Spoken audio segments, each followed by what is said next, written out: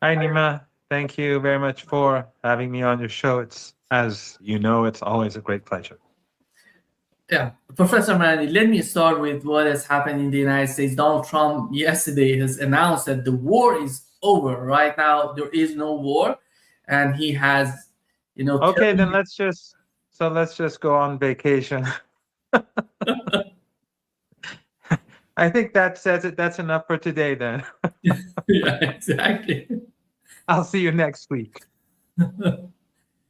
And what we've learned from the deputy for inspection at Khatam al-Anbiya in Iran, he said that General Muhammad Jafar Asadi, he said that Iran is predicting that the war, the second round of the war, or the third round of the war is coming, and Iran is prepared for that. We had the proposals, the talks, or some sort of messages being sent to Washington to Iran, and Iran, even we've learned that Iran has sent the final proposal. What is the situation with the case of the war, and is Iran is expecting a new round of war coming? Yes, I think that the belief here is that war is uh, close, and that the negotiations will not lead to a solution. The Iranians continue to send messages and receive messages, basically for the same reasons that they've been doing so in the past, to make sure that the international community sees exactly what is happening, and they recognize that even today the situation is as it was 2 months ago, 10 months ago, and that is that the United States is uh, behaving aggressively, that the United States makes demands that are unreasonable, and that negotiations don't work. So that part of, as I said on previous occasions, part of the reason why Iran negotiates is so that the global public opinion and the Iranian public opinion is satisfied that the Iranians have done what they could. And the Americans, no one believes a word that they say. Iranians have been preparing for war. The Axis of Resistance has been preparing for war. Yemen, Iraq, they are all preparing for war and escalation. So there is a possibility that there will be, at some point, negotiations. There is a possibility that Trump may choose an off ramp, but that's not the calculation here in Tehran. And the very fact that the Americans have brought in all these troops and are preparing for, and they have prepared for troops for a ground assault, indicates that they know that the siege is not going to work, and that the siege is going to backfire, in that the damage that they're doing to the global economy and to people across the world and to Americans is going to be greater than the damage that they do to the Iranian people. And the damage that they're doing to their proxies in the Persian Gulf are quite enormous too. We have to keep that in mind. So uh, it's highly unlikely that Trump will be waiting long for his siege to work, because its time is not on his side. The globe is moving closer and closer to a catastrophic economic situation, where the supply chains will soon be affected.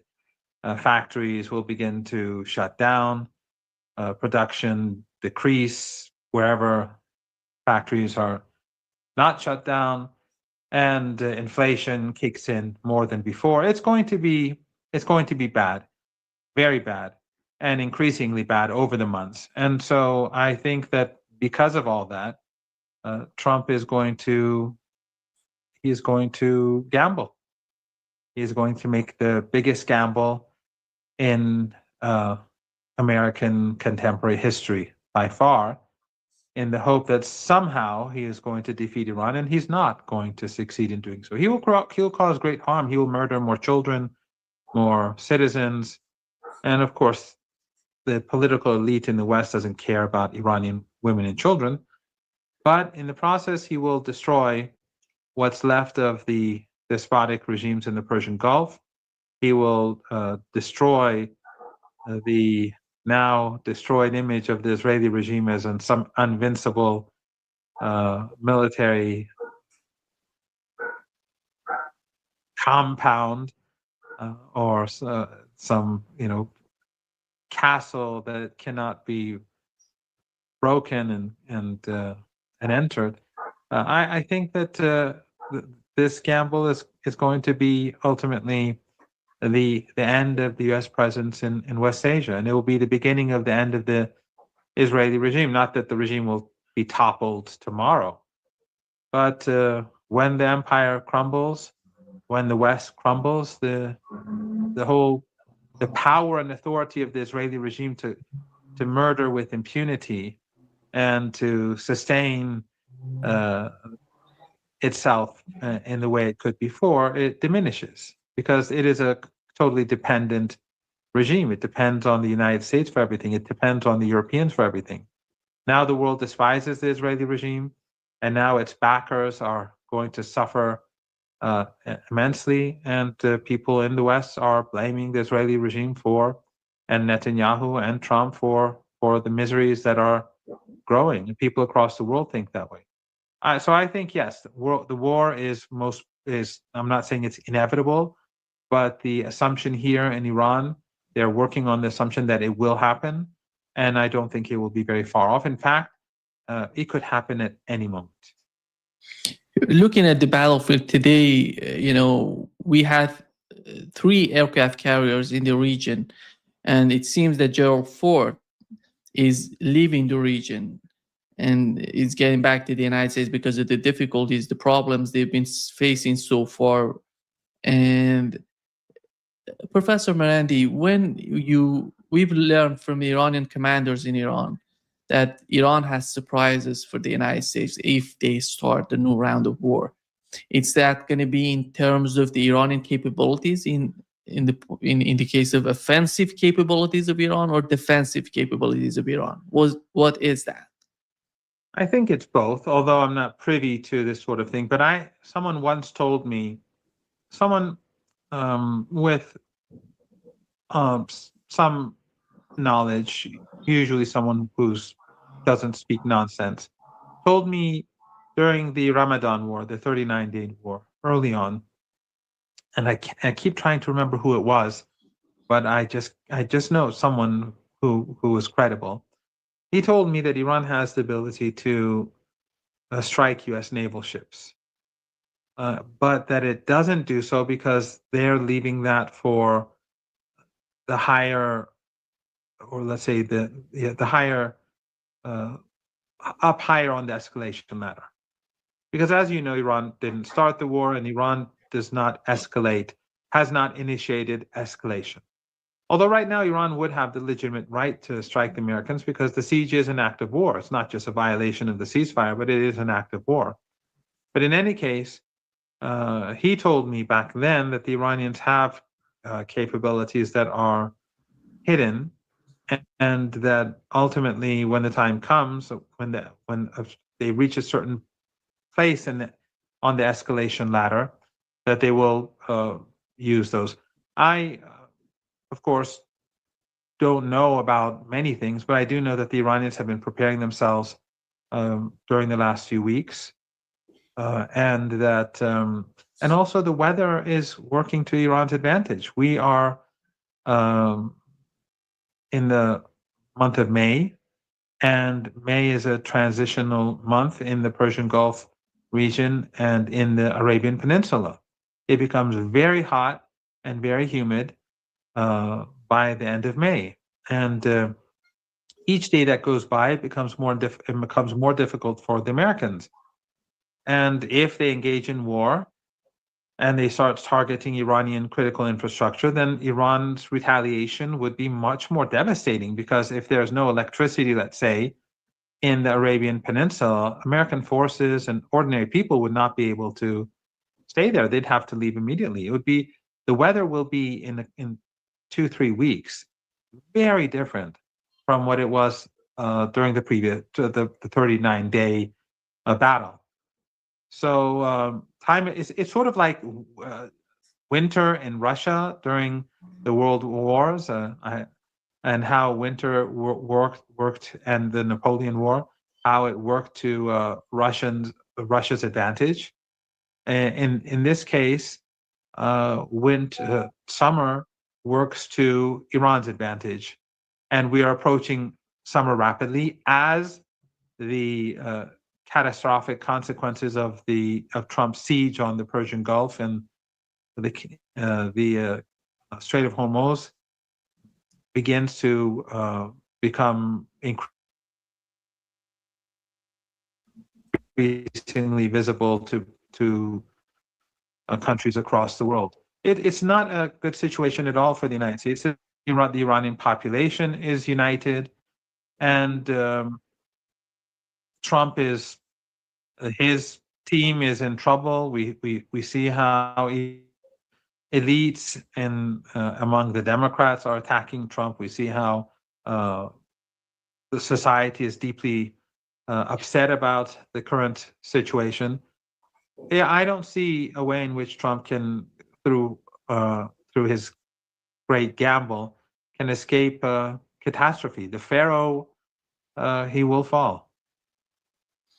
This is the second time, I would say, militarily the United States is trying to diminish or somehow destroy Iran as a country. The first time they did it right after the revolution with the Iraq war. This is the second time they're attacking directly. They're attacking Iran. We know what was the third time, the 12-day war too. Yeah, I mean, yeah. during the 12. Yeah. Yeah, I mean, in all, during when they supported Saddam Hussein in 1980, it was to destroy Iran. The 12-day war was to destroy Iran, and now this ongoing war, because the Ramadan war continues. That right now the ceasefire is just a continuation of the war. The siege against Iran is an act of war. The boarding of ships are acts of war. It's piracy. And Trump, of course, we saw him effectively admit that his troops are pirates. So they're Epstein soldiers too, but they're also pirates. But in any case, this has been ongoing for 47 years. But I think the empire has gone too far. Iran has outmaneuvered Trump in many ways, but it began much earlier.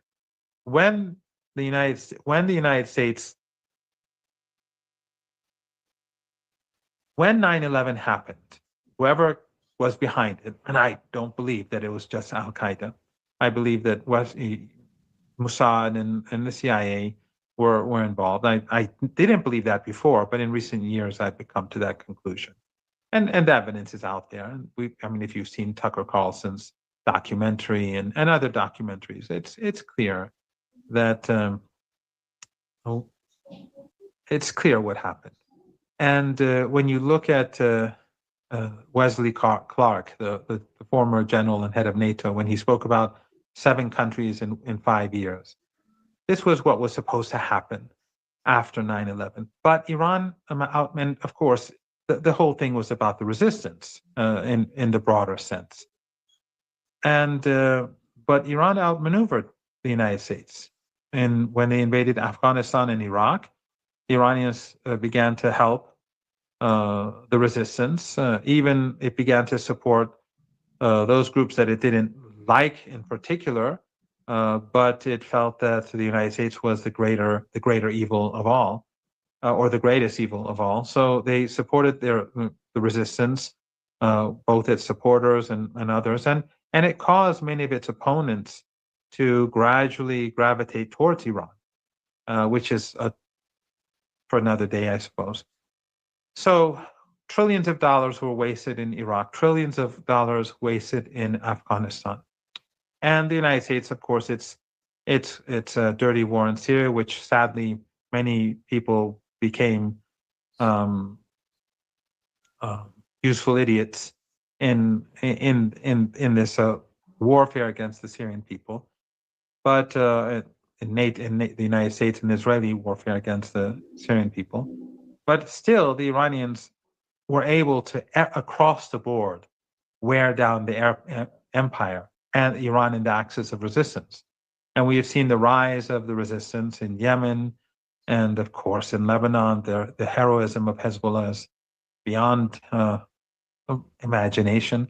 Hezbollah strikes at Israeli military targets, and the Israeli regime becomes outraged and slaughters little kids and families and in their daily rage. And of course, so the resistance is rising across the region, and the United States is becoming weaker and weaker. And then comes the war in Ukraine, which I think further depletes U.S. capabilities. And now the United States is coming after the prize, because the Zionists want the axis of resistance defeated, so they've come after Iran. But they've been so weakened and depleted by their own, economic policies at home, but also their endless wars, and then Ukraine as well, that Iran is now in a position where it can outlast them and defeat them. So this war began with the occupation of Afghanistan, the war with Iran, this phase of the war. Of course, you're right, in 1980, that was a part of it. But the war that we're in today, I think began literally with the occupation of Afghanistan, and it continued until where we are today. But the balance has gradually shifted away from the empire, and the empire is also engaged in other wars and other, like in Ukraine. And it's just not possible for it to defeat Iran. I'm not saying that Iran will not suffer pain. It will. It is facing difficulty, of course. And when the hot war begins, they will start bombing our women and children and our citizens and workers in factories, as they did daily. They will carry out double tap attacks. They may bomb this building. They may do they will do all sorts of things, but they will not win. And the Iranian people are determined to see this through. We see it every night on the streets. They are determined to see this through. And the resilience, I've spoken on your show about, and on other shows, about a very good book, Going to Tehran by Flint and Hilary Leverett, which I advise people to read. But there's also another good book by Alistair Crook, who you've had on your show, called Resistance. And it talks about, it's an old book, but I think it's also worth reading, the culture of resistance that exists in this axis of resistance, and why it is that people are so resilient and uniquely resilient and capable of standing up to the oppressor. And we discussed this a bit on your show before on a couple of occasions, but it is, I think, a good book to read. So despite the pain and the difficulty and the hardship, I have no doubt that the United States will fail. And but the Americans and the regime and its arrogance, the sense of exceptionalism, and of course the Zionist belief in that they're a master race, or they're the masters of they're superior to the rest of us. They underestimate humanity. They underestimate normal human beings, and they underestimate the axis of resistance more than anyone else. And that is going to lead to their undoing. There was a phone call between Iranian foreign minister and the governments in the region. It's Saudi Arabia, Turkey, Qatar. And what is Iran trying to say to these countries or communicate? Because it seems that Iran is telling them that what is happening between Iran and the United States. But what is the point of these sort of communications on the part of Iran? Well, Iran has always been pursuing good relations with its neighbors. There's, if we go back to the war that you spoke about in 1980, when the West and the Soviet Union supported Saddam Hussein, but the West encouraged the war, the invasion of Iran. And they gave Saddam chemical weapons, and the Germans in particular, who bear the burden of that crime more than anyone else. These Arab regimes gave Saddam Hussein hundreds of billions of dollars. These same regimes that are helping the United States now against Iran. So their aggression against Iran didn't begin a few months ago. It began 40 some years ago. It began almost a half a century ago. But after their ally Saddam Hussein turned against them and invaded Kuwait, they suddenly sought better relations with Iran, and Iran forgave them. And relations normalized. And of course, then they went and supported ISIS and Al Qaeda alongside Erdogan and Abdullah in Jordan. And anyone who thinks that this was anything but a Zionist project carried out by the CIA and the Mossad, if anyone believes that today, they're just blind to reality. They won't open their eyes to any truth. They're hopeless.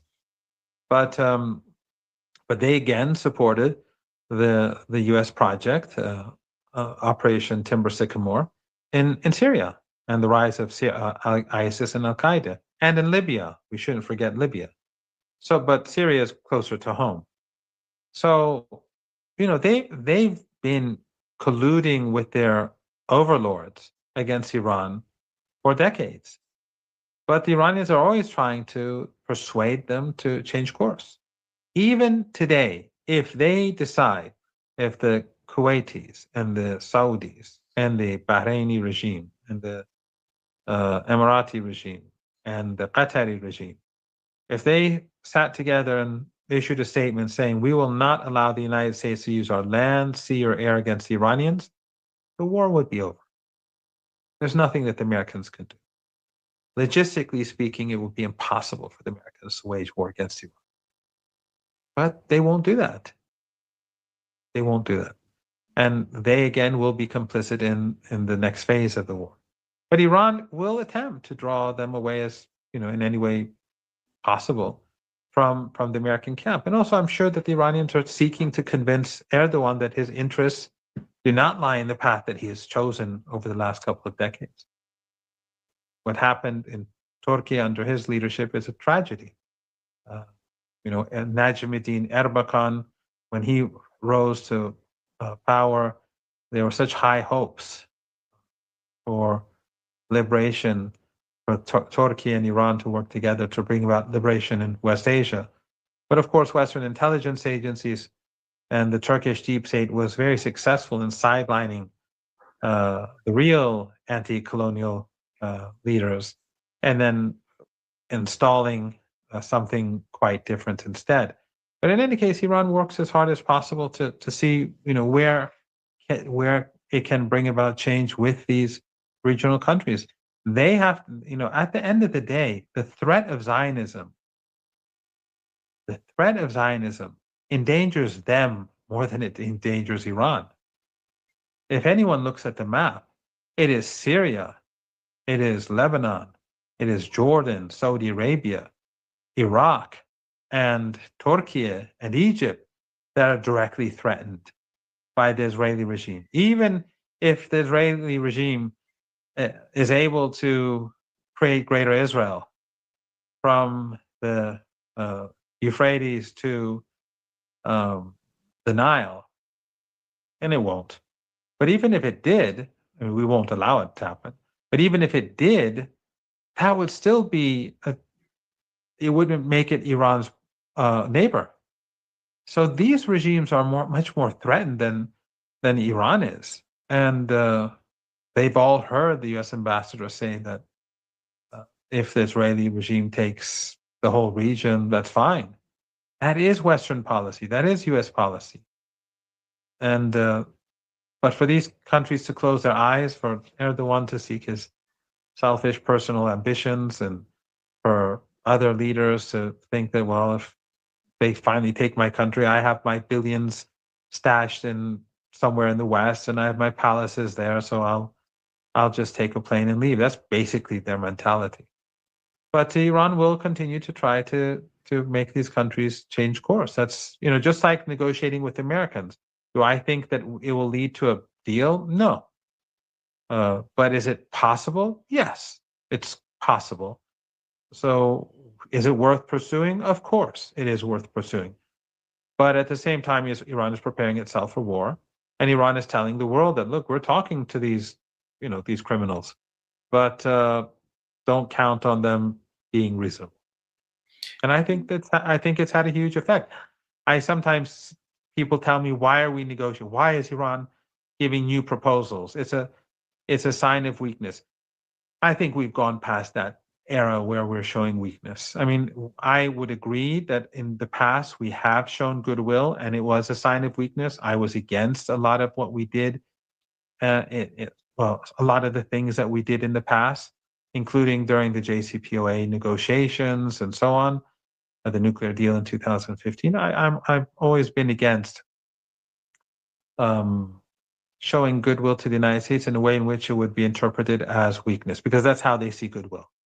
I mean, if Iran shows goodwill to your home country, or to the country that you live in, Brazil, I mean, they may give a discount on something, or give a Brazilian company some concession, and then the Brazilians will say, well, Iran is our friend, let's do something for them. That's what goodwill is, right? But in the United States, when you show goodwill for the United States, when you show them goodwill, they say, look, they're weak, they're in trouble, they're kneeling. I've seen that happen to Iran many times, and I've been against it. And one of the interesting things is that, and you know this pretty well, in Iran, people on both sides of the political, of course, now there's much more unity than before. But in the past, when there was a lot, when the fighting between the political factions were greater, both sides would often, I mean, I'm not in government, but both sides would accuse me of being on the other side. So some people would say I'm, liberal, and some would say he's a hardliner. And so I would be accused by some of being a hardliner by making these critiques. But I don't believe that right now Iran is at all showing any weakness. Iran is steadfast. Iran is preparing for war. Its allies are prepared for war. People are on the streets. But at the end of the day, we don't want the world to think that we're the ones who are going to start war. We don't want people to start thinking Iran is the problem, because the Western media and Western elites are very good at flipping things around. They turned the Palestinian people into the guilty side for a whole year in the Gaza genocide, for a whole year. And it was only after a year that the tide began to turn and public opinion began to shift. And then gradually the Israeli regime was, its image was demolished. But for a long time, it was as if we were a small in number, those who are defending the Gazans and the Palestinians in Gaza and attacking the genocidal regime. Not small in number, but I'm speaking in relative terms. But so right now, I don't see Iran as showing any sign of weakness. Iran is ready for war. It has prepared itself. And I think Iran has the international community on its side, not governments. I mean, these governments, Trump can, he can put his boot on the face of the German chancellor and he'll lick it. And the same is true with the British prime minister and the French president. They're hopeless cases. And the same is true with many others. But public opinion across the world, all you have to do is look at, the impact that the Lego videos are having across the world and across the English-speaking world in particular. It shows that the mood across the world has changed. Iran wants to preserve that. Iran wants to preserve that. It wants to keep people awake, and it wants to awaken them further. And that will be important in the months ahead. Here is what the U.S. Treasury Secretary put out. He's using some sort of words that I'm so much, but I have to read it. I actually did a tweet just like 5 minutes before our show, I saw that tweet and I said, you're the snake, but you're running out of venom. The argument, by the way, that he's saying that the Iranian leadership, they literally sit in the dark, and he said the United States has complete control over the Strait of Hormuz, and there is a hard currency. For example, he's talking about the US dollar shortage in Iran. Food and gasoline rationing are in place. The entire international community has turned against you, Professor Marandi, and the blockade will continue until there is pre-February 28th freedom of navigation. How many of these sort of argument on his part do you think is valid? Let's start with the Strait of Hormuz. What is the conditions as we talk today with the Strait of Hormuz, and how is that under the full control of the United States? Well, remember, this is the same genius, or the snake, because he compared Iranians to snakes. So this snake who's running out of venom, this brilliant snake, he was saying that we are allowing Iran to sell its oil, and through that we are harming Iran and undermining Iran.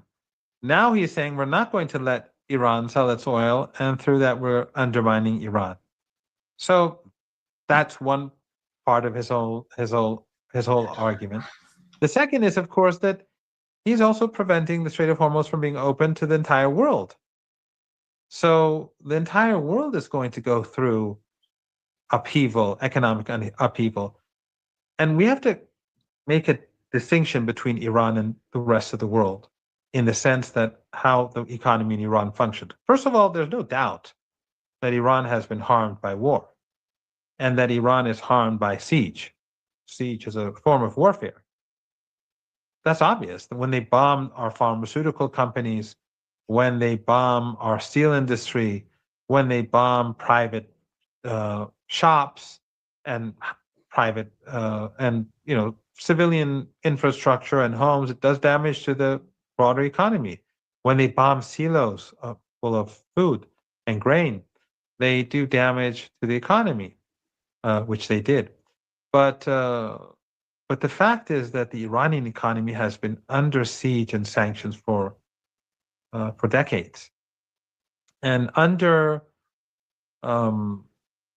Trump's first presidency, when he reimposed maximum pressure sanctions, Iran was exporting almost zero oil. The oil that Iran was for a period of time, for a year and a half to 2 years or so. I don't remember how long it was, but for a period of time, we were actually exporting no oil. The only oil that we were exporting, because for a brief period of time, the only time I was working with government was when when the Speaker of Parliament, Dr. Larijani, Speaker of Parliament at that time, I met him once, and then I said to him that I think Iran's relationship with China is not good, and that you should go to China, because the Rouhani government had done a poor job with regards to China, and the relationship had suffered. So, long story short, he decided to go to China, and then he asked me to accompany the delegation. And when he returned, he asked me to take care of the China file on his behalf. So for a while, I was at university, but I was dealing with the China file for him. And that's the only time I ever accepted any government position. But actually, I can even say I wasn't in government back then, because I said I'll do it voluntarily. I don't want any official position. So I just do it for him.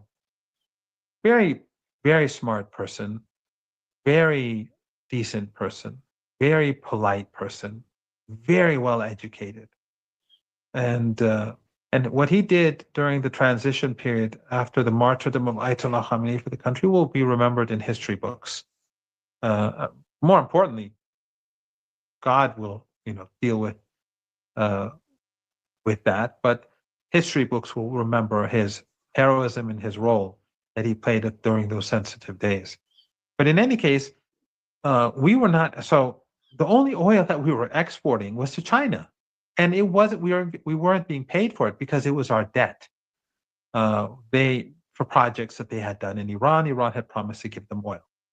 And so it was nothing. And almost no Iranian oil was being exported where they received cash and so on for a very significant period of time. So, and also Iran's industries have been built based on the assumption that the country will be under sanctions. So we're not connected to all these global supply chains. The industries are local. Iran is largely dependent on its own products, not in every aspect, but in any case, it is a sort of resistance economy that we have. Iran's agriculture meets, I think, more or less 90% of the country's demands. And this year we've had we had 5 years of drought, but this year we've had pretty good rain. So it should be much better this year. That will be very useful during these difficult times. So the point I'm making is that it will be difficult. It is difficult. It will continue to be difficult. It will become more difficult, but Iran has the ability to absorb much more than other countries which do not know anything about sanctions, which will, when they're now going to be dealing with shortages, all sorts of shortages. It's not just gasoline. It's not just other fuels. It's not just LNG or natural gas. It's not just helium. It's all the petrochemical products and all the, anything that comes from a refinery or a petrochemical plant and so on. All of these are going to be an enormous problem, and countries have no experience as to how to deal with them. So what the Americans are doing is that they're not just creating inflation across the world, they're going to disrupt supply lines. And this is going to be, and this is not something that we see overnight, because this is just going to begin. This is just beginning. The final ships from the Strait of Hormuz have just reached their destinations a week or two ago, because it takes weeks for them to get to their destinations. And with a global economy so interlinked as it is, the disruptions are going to begin shortly, and they're just going to start to begin now. So this is something that I think the West just does not calculate. And at the same time, the same argument that we had during the 12-day war, and more importantly, during the Ramadan war, the 39-day war that continues, is true today. Iranians are resistant. They're resilient. As I said earlier, they're steadfast. This is a war of survival, but for the Americans, this is a war of choice. And the world is looking at in astonishment how the Israeli regime and the Americans are destroying their economies for the sake of Netanyahu. So I see this as a catastrophic situation for the entire world that Zionism is bringing upon it. But Zionism is not going to win. When you look at the situation with the blockade, Professor Marandi, you mentioned the difficulties. And sorry, before you continue, keep that question. I just want to add something. This is very similar to the argument about, is Iran in disarray? Is the leadership, they always say the divisions, and you can obviously there are 90 million Iranians. And so I always say that there are no divisions, and there aren't in the sense that they are just talking about. But are there divisions among politicians in Iran, or foreign policy experts, or military and security experts? Of course there are, definitely. But at the end of the day in Iran, there is a process. There's a constitution. If they're able to take that Orientalism and that racism and that, Zionist exceptionalism and American exceptionalism, they can free themselves from it just for a couple of seconds and pretend they're not the master race. Just for a second, they would understand that there's a sophisticated political process in Iran. We have a constitution. There's a leader, Ayatollah Khamenei. There's a Supreme National Security Council. The president, the speaker of parliament, the head of the judiciary, members, armed forces, people in the president's cabinet, and the president is the head of it, and there's a chair, and the leader has two representatives. They make the decisions on strategic issues. And they made the decision that Dr. Ghalibaf, with the approval of the leader, is the head of negotiations. So there are no divisions. It's clear who's at the boss. And if they murder Dr. Ghalibaf, if he becomes a martyr or some like Dr. Larijani or like Ayatollah Khamenei, is that going to change anything? No. They'll put someone else in charge, and he'll lead the negotiations. Dr. Ghalibaf courageously went to Islamabad knowing that his life was being threatened. The Wall Street Journal, the Washington Post was calling for his murder. But he went, came back. He's not afraid. General Soleimani was his very close friend, actually. They were very close. General Soleimani said, we're the nation of martyrdom. We're the nation of Imam Hussein. They can't get this through their thick skulls. It's just not doable. It's not possible. They don't get it. So Dr. Ghalibaf is in charge. So where's the disarray? When he went to Islamabad, he didn't make any phone calls. It was Vance who was, surrounded by two Mossad assets, Israeli assets, and had to make 12 phone calls throughout the day. He had no mandate. And of course, American generals are being removed, and the Secretary of Navy was removed. So where's the disarray? So when it comes to the economy, and is Iran's economy going to collapse? Of course the economy is facing grave difficulty. Of course it's painful. Of course, when they bomb, as I said, when they bomb pharmaceutical factories, then you're going to have a shortage of medicine. That was the objective. That was the plan. That's what this Epstein coalition was up to. When they bomb little girls, of course that was a part of the plan, to bomb the little girls. I mean, that's what they do to little girls, as we know from the Epstein files. That's who they are. That's who we're dealing with.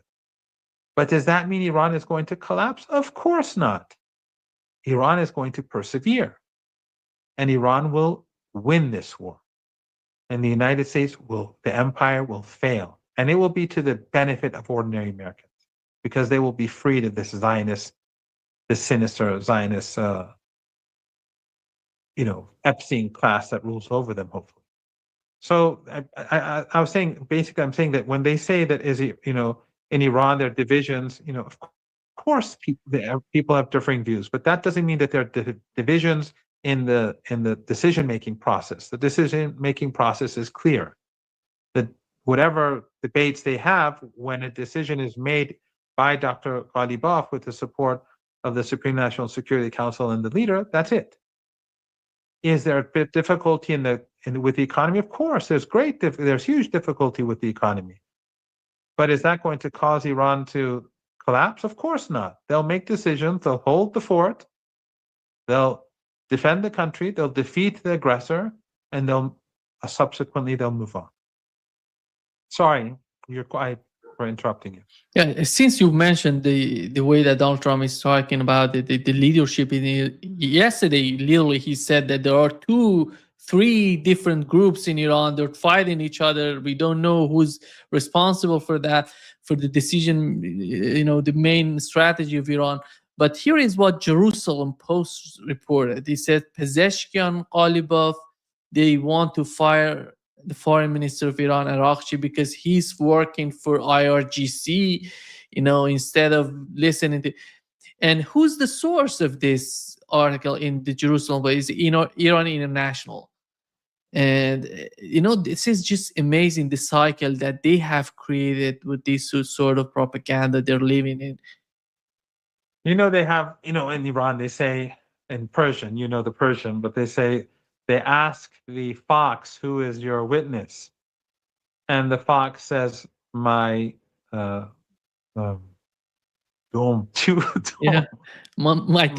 My tail.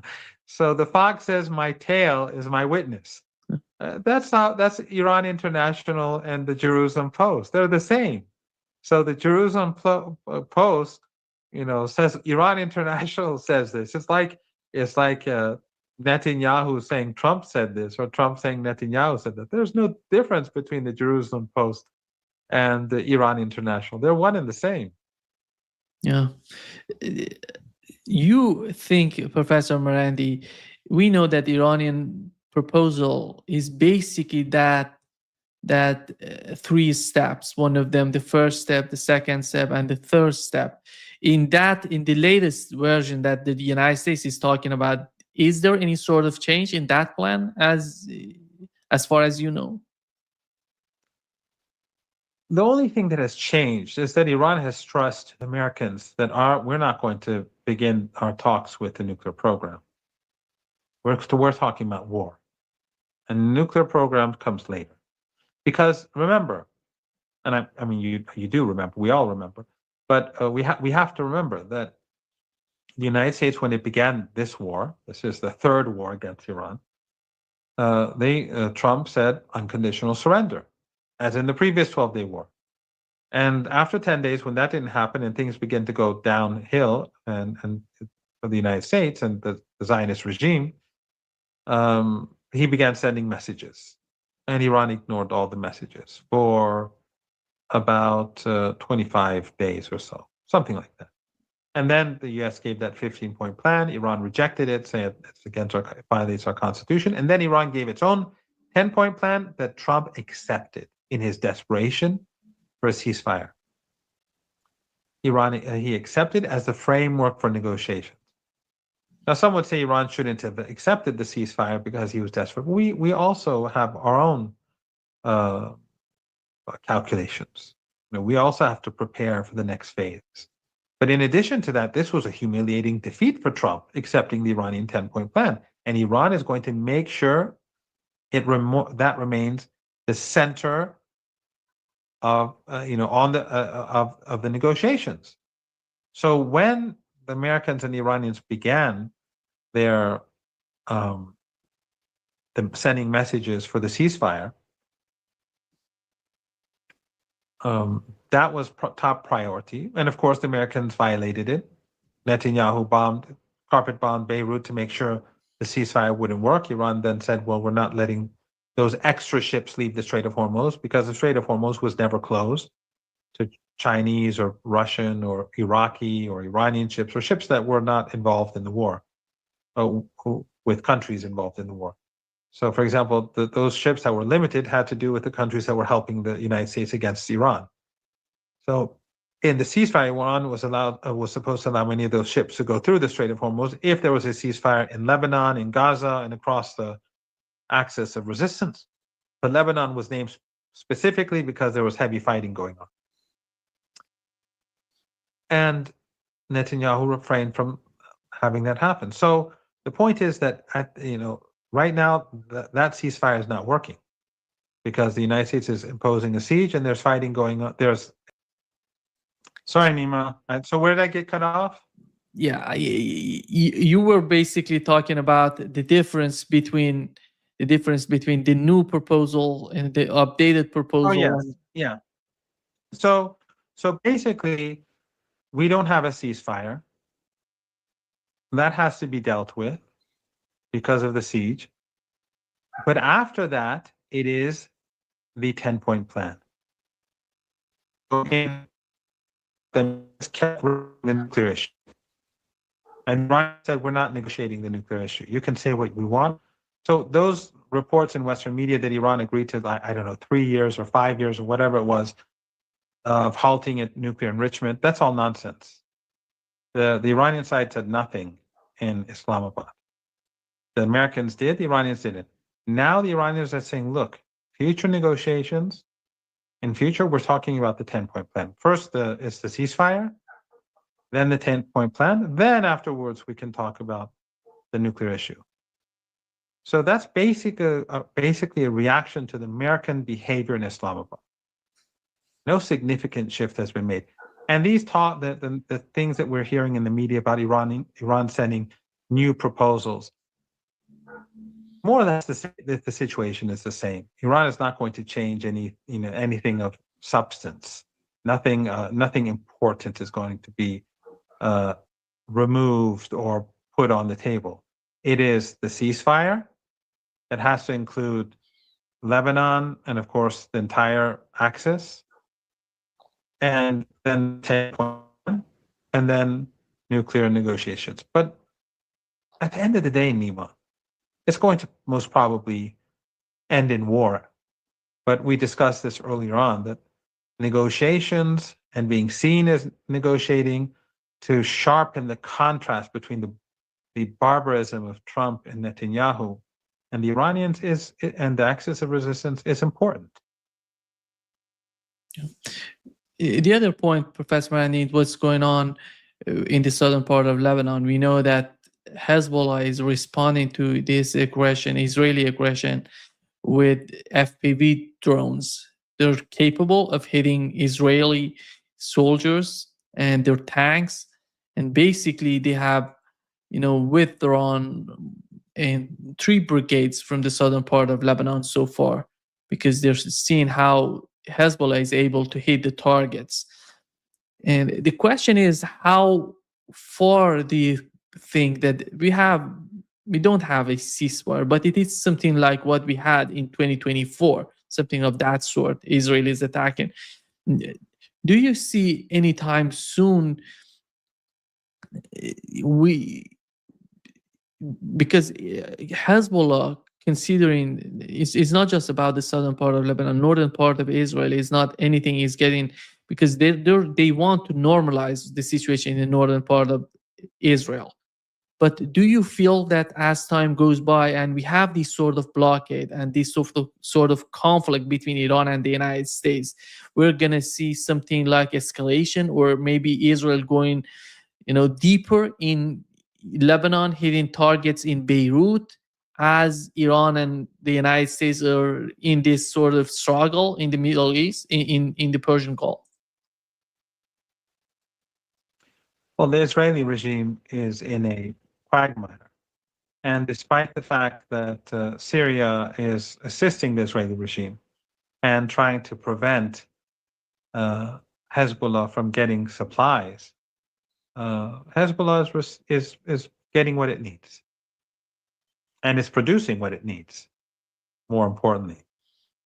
But it is getting what it needs. So the betrayal of the Syrian regime to the Palestinian cause and to the cause of liberation in general is clear for everyone. Again, except for those who want to keep their eyes closed and they're insisting on their to remain blind. That's, except for them, everyone else sees what's happening. So Hezbollah being surrounded, in a sense, because the United States installed puppets in Beirut and installed ISIS and Al-Qaeda puppets in Damascus, they thought that Hezbollah was finished, but Hezbollah isn't. Hezbollah is hitting the Israeli regime. The regime, in its rage, every day bombs women and children. Those pilots, their bloodlust. We can see it, the images of their actions every day in Lebanon. So Hezbollah strikes the military, they strike women and children. But they're failing. The Israeli regime is failing. It will not be able to defeat Hezbollah. The further they push back, the worse it's going to get. And of course, we are on the verge of war in the region anyway. And when that comes, the Israeli regime will be under much more, will be facing much graver difficulty. Many things are on the verge of happening. The U.S. proxies in the Persian Gulf, they will not last if the United States keeps pushing for war. They won't last. And ultimately, the U.S. presence in our region will come to an end. The Israeli regime these wars are to the benefit of Netanyahu, or at least until now they've been to the benefit of Netanyahu. He wants perpetual warfare, and his fanatical political allies, for their own, in their madness, they think that it's to their benefit. These benefit of the Israeli regime. Through genocide, they've exposed themselves. The world now knows what their supremacism, knows everything about their supremacism and the nature of their ideology. And the world now knows that they are bringing down the global economy. It is they who are bringing down the global economy. And the world now sees that the United States, the Israeli regime, and their proxies and allies are incapable of bringing down the axis of resistance. The axis of resistance is becoming more popular by the day, Nima, across the region and across the world. The Islamic Republic of Iran, HEZBOLLAH, these are becoming household names. Songs are being written in their praise outside of West Asia. The world is changing. People are learning about the resistance and the ideology that lies behind the resistance. None of this is good for empire. So it pains me to watch these Zionist murder kids. It pains me to watch these American and Israeli pilots slaughter children and destroy the lives of so many people. But I'm optimistic that this evil chapter in human history will ultimately come to an end. Here is what we've learned from Reuters moments ago, that the United States has warned shipping companies of possible sanctions if they pay Iran for passage through the Strait of Hormuz. And Iran is receiving, because they're talking about it's all about if they do it through charity or indirect payments, even that sort of payment is not acceptable. So all ships that pass through the Strait of Hormuz pay a fee. Some that belong to friendly countries, they pay less. Those that do not belong, those that have been not friendly and have assisted the genocidal American regime, they pay more. Every single one pays a fee. If a ship refuses to pay a fee, they can stay in the Persian Gulf. Yeah, but the payment system, does it consider those countries who were participating, facilitating the attacks on Iran, or they were somehow helping the United States and Israel? That's a bit complicated because, for example, it may be that a country that purchased those goods from one of these 5 regimes, that country is distancing itself or is willing to pursue different policies. So they're negotiating. There are those countries that are not a part of this Epstein coalition. So the Saudis, the Emiratis, and the others, they're all a part of this Epstein coalition. They're just junior partners. And some countries that pretend to be neutral are also junior partners. But Iran closes its eyes to those. So, but in any case, the point is that if there's a refusal to pay the fee, and this is not international waters, and Iran is not, these are not international waters, and Iran has not signed up to any agreement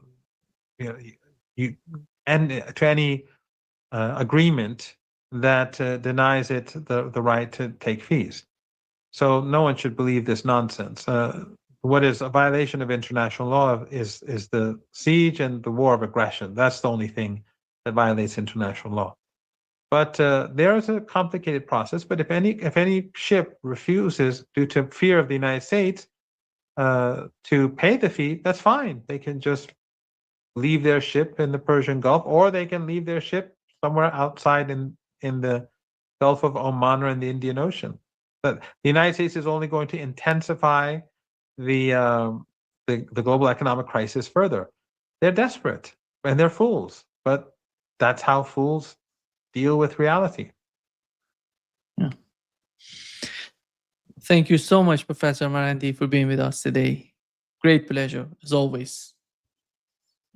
Thank you very much for having me, Nima. It's always a great pleasure and honor being on your show.